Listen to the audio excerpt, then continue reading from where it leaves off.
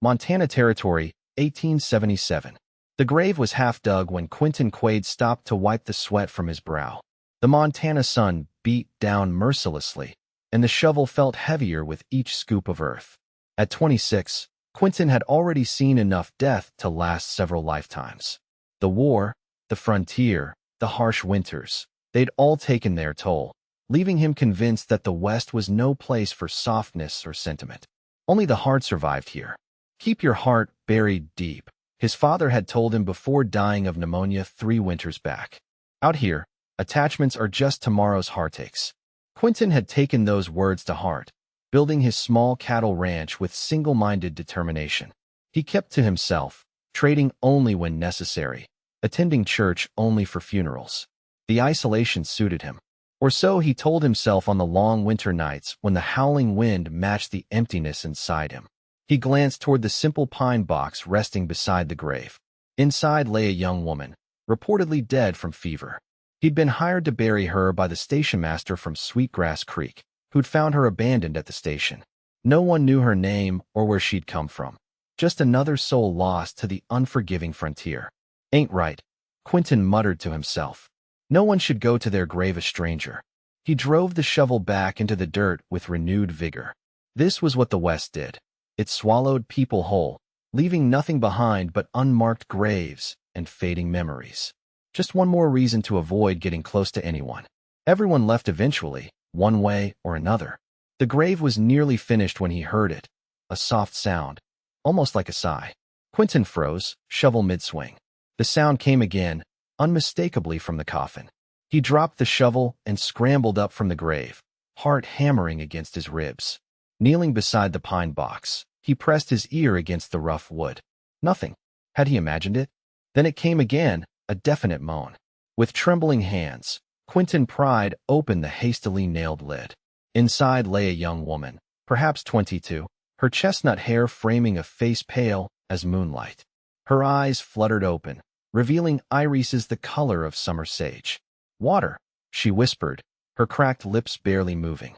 Quentin stumbled backward, nearly falling into the grave he'd just dug. This couldn't be happening. The dead didn't speak. The dead didn't look at you with eyes that seemed to see straight through the walls you'd built around your heart. But she wasn't dead, and those sage-green eyes were fixed on him, filled with confusion and fear. In that moment, everything Quentin thought he knew about survival in the West shattered like thin ice in spring. Within minutes, he'd carried her to his cabin, laid her on his bed, and was spooning water between her parched lips. Her name, she told him in halting whispers, was Sophia Turner. She'd been traveling west to join her uncle and Helena when fever had overtaken her. The last thing she remembered was collapsing at the station. "They must have thought me dead," she whispered, voice growing stronger with each sip of water. "The fever, sometimes it can make one seem like you've already crossed over," Quentin finished, still unable to believe what was happening. He'd been hired to bury her, and instead, he was watching color slowly return to her cheeks. For 3 days, Sophia drifted in and out of consciousness. Quentin tended to her with a gentleness he didn't know he possessed, spooning broth between her lips, cooling her forehead with damp cloths when the fever returned, reading to her from his few books when she was lucid enough to listen. On the 4th day, she sat up on her own. "You saved my life," she said simply. Quentin shook his head. "Just didn't bury you alive. Seems a low bar for heroism." Her laugh, unexpected and musical, startled him. It didn't belong in his Spartan cabin with its utilitarian furnishings and absence of comfort. Yet somehow, it filled the space perfectly. "Where I come from, not burying someone prematurely is indeed considered a kindness," she said, her eyes twinkling despite her weakness. "And where is that? You mentioned an uncle and Helena?" Sophia's smile faltered. "Yes, my last living relative. After my parents died of influenza last year in Philadelphia, he offered me a place. I was a schoolteacher there, but—" her voice trailed off. "But what?" "But sometimes the memories become too heavy to carry in familiar places," she finished, her gaze meeting his with startling directness. Something in her words struck Quentin like a physical blow. Wasn't that why he'd come west after the war? To escape memories too heavy to bear? He'd thought isolation was the answer, but looking at this woman, who had literally risen from the grave, He wondered if he'd been wrong all along. "You need to rest," he said gruffly, uncomfortable with how easily she'd seen through him. "Your uncle probably thinks you're dead. When you're stronger, I'll take you to Helena." "Thank you, Mr. Quaid." "Quentin," he corrected, surprising himself. "Just Quentin." As Sophia regained her strength over the next week, Quentin found himself facing a strange new reality. His quiet cabin was now filled with her presence, her questions about his books, her observations about the wildflowers visible through the window, her stories of teaching children in Philadelphia. Each conversation was like water seeping through cracks in a dam he hadn't even realized he'd built. Spring had fully arrived, bringing with it cattle that needed tending and fences that needed mending. Yet, each evening, Quentin found himself rushing back to the cabin, inexplicably eager to hear what Sophia had discovered or thought about during the day. "You don't have many visitors, do you?" she asked one evening as they sat on his porch, watching the sunset paint the distant mountains gold and crimson. "Don't need them," he replied automatically. "The West isn't kind to those who depend on others." Sophia considered this, her profile outlined in the fading light. Perhaps the West is precisely where we learn how much we need each other. Before he could respond, the distant sound of hoofbeats interrupted their conversation. Visitors were rare enough that Quentin immediately tensed, his hand moving instinctively to the rifle leaning against the porch wall.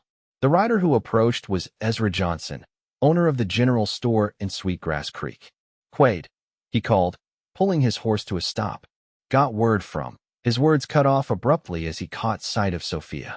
"Lord Almighty, you're supposed to be dead." "A common misconception," Sophia replied with surprising humor. "I'm finding life significantly more agreeable." Ezra crossed himself, clearly unsettled. "The station master said, we all thought." He shook his head in disbelief. "Well, this changes things. There's a telegram been sitting at my store for 3 days now. For a Miss Sophia Turner. Your uncle's been trying to reach you." The news that Sophia was alive spread through the small community like wildfire. By morning, several women from town had arrived with food and offers of proper female clothing and company.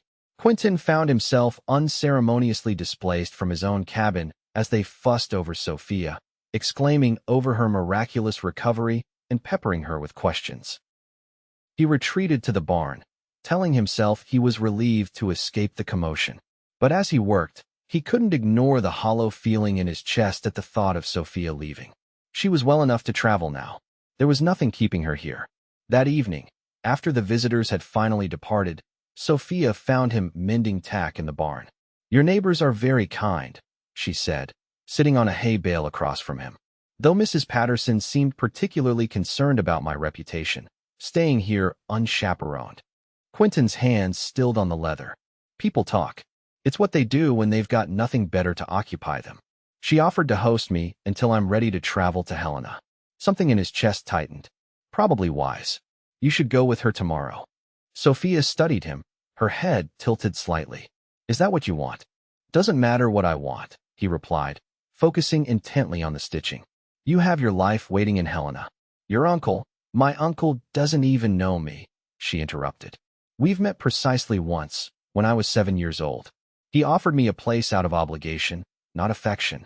Quentin finally looked up. "Then why come all this way?" "Because I thought I needed a fresh start. Somewhere no one knew me or my history." She paused, her eyes meeting his. "I never expected to find that fresh start by almost being buried alive." Despite himself, Quentin chuckled. "Not the most conventional beginning." "No," she agreed, smiling. "But perhaps a fitting one for the West." The next morning, rather than preparing to leave for Mrs. Patterson's, Sophia asked if she might send a telegram to her uncle, explaining her delayed arrival. Quentin readily agreed, surprised and secretly pleased by her decision to stay a little longer. As spring deepened into summer, a strange new pattern emerged. During the days, Quentin worked his ranch while Sophia, regaining her strength, began helping with the cooking and tending the small vegetable garden that had been neglected since his mother's passing. In the evenings, they would sit on the porch, talking until the stars emerged. Sophia told him about losing her parents, about the stifling sympathy of Philadelphia society that had ultimately driven her west. Quentin, to his own surprise, found himself speaking of things he'd never shared. The horrors he'd seen during the war, his father's slow decline, the crippling loneliness he'd never acknowledged, even to himself. "You think being alone protects you," she observed one evening. "But I wonder if it doesn't simply prevent you from healing." Her words lingered with him as he worked the next day, moving cattle to fresh pasture. The summer sun beat down, and as he watched his small herd grazing against the backdrop of mountains, he found himself imagining Sophia beside him, her chestnut hair catching the light, her keen observations making him see his own land through new eyes. The realization hit him with the force of a physical blow. He was falling in love with her. The very thing he'd convinced himself was impossible, dangerous even, in this harsh land. That evening, as they ate dinner, an uncomfortable silence hung between them. Sophia finally broke it. "I received a letter from my uncle today," she said. "He's arranged a teaching position for me and Helena. They're expecting me by month's end." Quentin felt as though the floor had dropped away beneath him. Of course, this interlude couldn't last forever. She had her own life, her own plans, none of which included a solitary rancher with more scars than prospects. "That's good," he managed to say, his voice sounding distant to his own ears. "You shouldn't delay any longer. I can take you to the stagecoach station next week." Sophia set down her fork. "Is that what you want?" The same question she'd asked weeks ago, but now loaded with so much more meaning. Quentin looked away, unable to meet her gaze. "What I want doesn't matter. You have a life waiting for you. A purpose. I'm just the man who happened not to bury you. Is that all you are to me?" Her voice was soft but steady. "Just the man who didn't put me in the ground." When he didn't answer, she stood, her chair scraping against the wooden floor. I believed we had come to mean something to each other these past weeks. But perhaps I was mistaken." She left the cabin, the door closing softly behind her. Quentin remained at the table, his food growing cold, his thoughts a tumult of fear and longing. Finally, he rose and followed her. He found her at the edge of the property, staring out at the mountains bathed in the golden light of sunset. Without turning, she spoke. "Do you know what I thought about in those moments when I first woke in that coffin, before you opened it?" Her voice was steady, but he could hear the emotion beneath it. "I thought about all the things I'd never done, all the chances I hadn't taken, all the words I'd left unspoken." She turned to face him, her eyes bright with unshed tears. "I promised myself then that if I lived, I wouldn't waste another moment in fear. Yet here I am, doing exactly that." Quentin took a step closer. "What are you afraid of? Of saying what I feel? Of hearing you don't feel the same?" She took a deep breath. "I love you, Quentin Quaid. I didn't come west looking for love, but I found it anyway, in the most unexpected place imaginable." Her words hung in the air between them, beautiful and terrifying. Everything in him wanted to retreat, to hide behind the walls that had protected him for so long. But looking at her, this woman who had literally returned from death's door, he found he couldn't. "I've spent years believing the West was no place for love," he said finally. "That attachments here only lead to heartbreak. That I was safer alone." He paused, searching for the right words. "But these past weeks with you, I've begun to wonder if everything I believed was wrong." He took another step toward her. "I don't know how to do this, Sophia. I don't know how to be anything other than alone. But I do know that the thought of you leaving tears something open inside me that I'm not sure would ever heal." She closed the distance between them, her hand reaching up to touch his face. "Then ask me to stay." The words he'd been afraid to even think tumbled from his lips. "Stay with me, Sophia. Not just for now, but for always. Marry me." Her answer was a smile that outshone the setting sun, and a kiss that finally convinced Quentin that some things were worth the risk of heartbreak. Their wedding, 2 weeks later, was a small affair held in the Sweetgrass Creek Church. The entire community turned out, drawn by the romantic tale of the woman who had nearly been buried alive and the rancher who had instead found love. As summer gave way to autumn, they settled into a rhythm together. Sophia began teaching at the small school in Sweetgrass Creek, riding there each morning and returning each afternoon to work alongside Quentin. The cabin, once Spartan and utilitarian, slowly transformed under her touch. Curtains at the windows, books on newly built shelves, wildflowers in jars on the table. But their newfound happiness was not without challenges. October brought news that robbed them both of sleep. A gang of outlaws moving through the territory, leaving a trail of violence in their wake. The Blackwell gang, they were called, known for targeting isolated homesteads. Perhaps you should stay in town until they're caught, Quentin suggested one evening, watching Sophia grade student papers by lamplight. She looked up, her expression resolute. This is my home. Our home.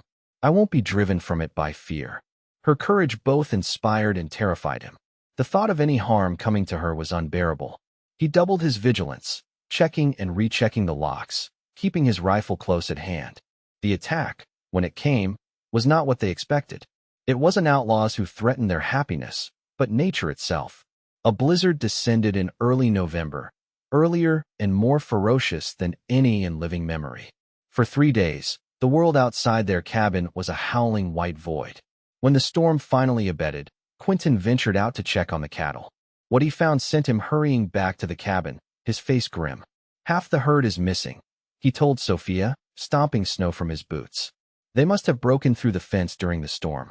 If I don't find them soon, then we'll lose everything, she finished for him. The ranch was still precarious, their finances stretched thin. Losing half their cattle would be devastating. I need to go after them, he said, already gathering supplies. The tracks are fresh. If I leave now, I might find them before another storm hits. Sophia's face paled, but she nodded, helping him pack food and extra clothing. How long will you be gone? 2 days. 3 at most. He pulled her into his arms, inhaling the scent of her hair. I'll come back to you. I promise. You'd better, she whispered against his chest. I have something to tell you when you return. He pulled back to look at her, eyebrows raised in question. Something good, she assured him with a small smile. A reason to come home safely. The search for the missing cattle took Quentin deep into the foothills. He found them, finally, sheltered in a valley several miles from the ranch, but driving them back through the snow-covered terrain was slow, exhausting work. What should have been a 2-day journey stretched into 4 as another storm forced him to take shelter in an abandoned line shack. By the time he finally crested the last hill, the cattle trudging wearily before him, the ranch was in sight. Relief flooded through him at the sight of smoke curling from the cabin chimney. Sophia was there, waiting. But as he drew closer, he saw something that made his blood run cold. 3 horses tethered outside, none of them familiar. Strangers. At his home. With Sophia. Leaving the cattle, Quentin urged his horse forward, drawing his rifle from its scabbard. As he approached, the cabin door opened, and a man stepped out, tall, bearded, with a star pinned to his coat. That's far enough, the man called, his hand resting on the pistol at his hip. State your business. This is my ranch, Quentin replied, his voice tight with fear and anger. Where's my wife? The man's posture relaxed slightly. You must be Quaid. I'm Marshall Davis from Helena. Your wife's inside. She's been worried sick about you. Quentin dismounted, his legs stiff from days in the saddle, his mind racing. Why are you here? Has something happened? The marshal's expression grew serious. We've been tracking the Blackwell gang. They hit a homestead about 10 miles east of here 2 days ago. Your wife was concerned they might come this way, especially with you gone. Before Quentin could respond, the door flew open again and Sophia rushed out, her face lighting up at the sight of him. He caught her in his arms, holding her so tightly he feared he might break her. You're safe, she whispered against his neck. I was so afraid when the storm came. And then the marshal arrived with news of the gang. I'm here now, he assured her, pulling back to search her face. Are you all right? Did anything happen while I was gone? She shook her head. Nothing but worry. The marshal and his deputies arrived yesterday. They've been patrolling the area. That night, after a hot meal, and with the marshal and his men taking watch outside, Quentin and Sophia lay in their bed, holding each other close. What was it you wanted to tell me? Quentin asked, remembering her words before he'd left. You said you had a reason for me to come home safely. Sophia propped herself up on one elbow, looking down at him with an expression that mingled joy and uncertainty. I wasn't sure, not entirely, when you left. But now I am. She took his hand and placed it gently on her stomach. We're going to have a child, Quentin. In the spring. The world seemed to stop. A child. A family. Everything he'd convinced himself he could never have. Everything he'd told himself didn't belong in this harsh land. Are you happy? Sophia asked, concern creeping into her voice at his silence. He pulled her down to him, his kiss answering before his words could. Happy doesn't begin to describe it, he whispered against her lips. Terrified, overwhelmed, joyful, all of those at once. She laughed, the sound he'd come to love filling the small cabin. That makes two of us. The night brought another snowfall, gentler this time, blanketing the world outside in pristine white. Inside the cabin, wrapped in each other's arms, Quentin and Sophia planned for a future neither had imagined possible 6 months earlier. The next morning dawned clear and cold. The marshal and his men prepared to continue their pursuit of the Blackwell gang, promising to return within the week to ensure all remained well at the ranch. You've built something good here, Quaid, Marshal Davis said as he mounted his horse. Something worth protecting. Quentin nodded, his arm around Sophia's shoulders. I'm beginning to understand that. As they watched the lawman ride away, Sophia leaned into him. What are you thinking? I'm thinking about that grave I dug, he replied, surprising her. About how close I came to putting you in it. About all we would have lost. She turned in his arms to face him. Perhaps some things are meant to be, no matter how unlikely they seem. Quentin looked out over the snow-covered land, his land, their land, and saw not the harsh, unforgiving wilderness he'd once feared, but a place of possibility. A place where love could not only survive but flourish. You were right, you know, he said, kissing her forehead. About the West being where we learn how much we need each other. I thought isolation was strength, but I was wrong. Real strength is having the courage to let someone in, to build something together. Sophia smiled up at him, her eyes bright with the future they were creating. For someone who was hired to bury me, you've done a remarkable job helping me truly live. Spring came early that year, as if eager to witness the changes at the Quaid Ranch. The cabin had been expanded, a new room added for the coming child. The garden Sophia had started was now 3 times its original size. And most significantly, Quentin had hired 2 young ranch hands, acknowledging at last that some burdens were not meant to be carried alone. On a perfect May morning, with wildflowers carpeting the meadows and new calves wobbling alongside their mothers, Sophia gave birth to a daughter they named Hope. As Quentin held his child for the first time, looking down at her perfect face, her mother's nose, perhaps his chin, he felt the last of his old beliefs crumble away. The West was indeed harsh and unforgiving at times, but it was also a place of astonishing beauty and resilience. A place where a man hired to dig a grave could instead find a life filled with love beyond anything he'd dared to imagine. That evening, with Sophia resting and their daughter sleeping peacefully in her cradle, Quentin stepped outside to watch the sunset paint the mountains gold. From somewhere in the distance came the howl of a wolf, once a sound that had reminded him of his isolation, now merely a part of the wild symphony that was home. He thought about the journey that had brought him here, about how sometimes the things we're most afraid of, attachment, vulnerability, love, are exactly what we need to truly survive. The frontier had taught him that lesson in the most unexpected way possible, through a woman he was meant to bury, who had instead helped him discover what it meant to truly live.